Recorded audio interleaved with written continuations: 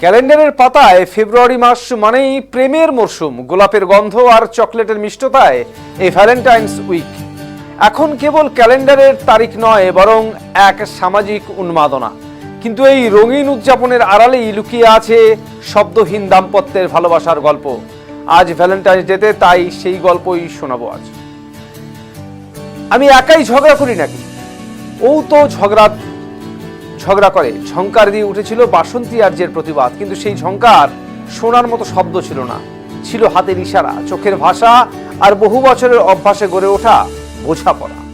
পাশে দাঁড়িয়ে থাকা বাদল আর্য ঠিকই বুঝে নেন, কারণ 15 বছরের দাম্পত্যে স্ত্রীর রাগ, অভিমান কিংবা হাসি সবই তার চেনা। মানুষের অনুভূতির প্রকাশের সবচেয়ে বড় মাধ্যম ভাষা, কিন্তু ভালোবাসা কি সত্যি কোনো নির্দিষ্ট ভাষা থাকে? তুফানগঞ্জ 2 নং ব্লকের শালবাড়ি 2 নং গ্রাম পঞ্চায়েতের তুরকানির কুঠির বাসিন্দা বাদল ও বাসন্তী আর্যের জীবনের গল্প শুনলেও প্রশ্নটা নতুন করে ধরা দেয়। জন্মগতভাবে মূক ও বধির এই দম্পতির জীবনে শব্দ নেই, কিন্তু ভালোবাসার অভাব এক মুহূর্তের জন্য কমতি নেই। অভাব নেই একটুও ভালোবাসার। ইশারায় ঝগড়া, ইশারায় মান অভিমান, আবার সেই ইশারাতেই মিল, সবটাই চলে অনুভূতির টানে। আন্তর্জাতিক মাতৃভাষা দিবস কবে তা হয়তো বলতে পারবেন না 52 বছরের বাদল কিংবা তার স্ত্রী বাসন্তী। ভালোবাসার মাস ফেব্রুয়ারি সম্পর্কেও তাদের আলাদা কোনো ধারণা নেই, কিন্তু ভাষার অজ্ঞানতা কখনো তাদের ভালোবাসাকে দুর্বল করতে পারেনি। প্রতিদিন সুখ দুঃখ, হাসি কান্না সবই তারা ভাগ করে নেন নিঃশব্দে, নিঃশর্তে। সম্বন্ধ করে বিয়ে, আজ তাদের সংসার 10 বছরের। আজ তাদের সংসারে 10 বছরের এক পুত্র ও 7 বছরের এক কন্যা, আর 5টা সাধারণ পরিবারের মতোই জীবন সংগ্রাম এগিয়ে চলেছে তার। বাদল অন্যের জমিতে দিনমজুরির কাজ করেন। প্রতিদিন কাজে বেরোনোর আগে স্ত্রীর দিকে তাকিয়ে ইশারায় বলে যান, আসছি। সন্তানদের বুকে টেনে নিয়ে স্পর্শেই বুঝিয়ে দেন ভালোবাসা।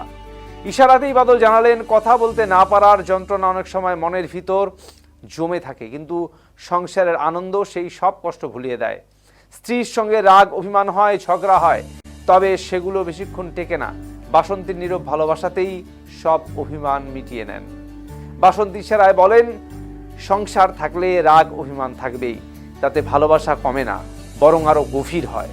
সংসারের হাল ধরতে তিনিও জমিতে দিনমজুরের কাজ করেন, লিখতে না পারলেও সংখ্যা চেনেন। দুজনের উপার্জনে কোনো রকমে চলে 4 জনের সংসার, সন্তানদের পড়াশোনার খরচ। ওরা কথা বলতে পারে না ঠিকই, কিন্তু একজন আরেকজনকে ছাড়া কিছু ভাবতেই পারে না। ওদের দাম্পত্য আমাদের সবার কাছে এক বড় উদাহরণ।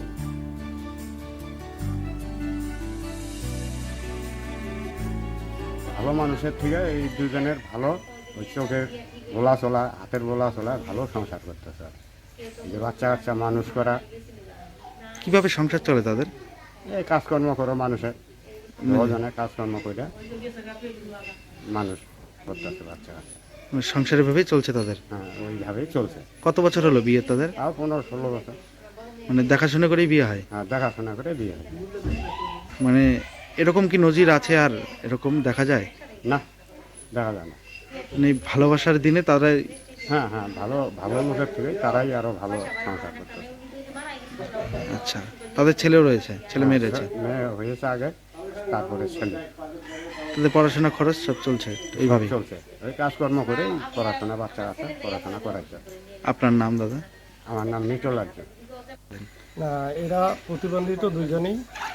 এরা 30 বছর থেকে সংসার জীবনযাপন করছে। সংসারে বাবা হলো, এরা মহব্বত মিলন ভালোই আছে এদের। চোখের ইশারায়? চোখের ইশারায় এরা মানে দুজনে পরস্পরের মধ্যে বার্তালাপ করে, বার্তাটা আলাপ করে ওরা। এইভাবেই এদের সংসার সুখীর জীবন চলছে। কত বছর এদের বিবাহ জীবন? 30 বছর কমসে কম। মানে কোনো মিল মহব্বতের সঙ্গে? হ্যাঁ, মিল মহব্বতেই চলছে এদের। সংসার কিভাবে চলে? সংসার একটা দিনমজুরি করে দুজনেই করে? হ্যাঁ, দিনমজুরি করেই সংসারটা চালাচ্ছে। এরকম কি দৃশ্য দেখা মেলে? না না, এরকম দৃশ্য তো এখন নদীর কমই মেলে।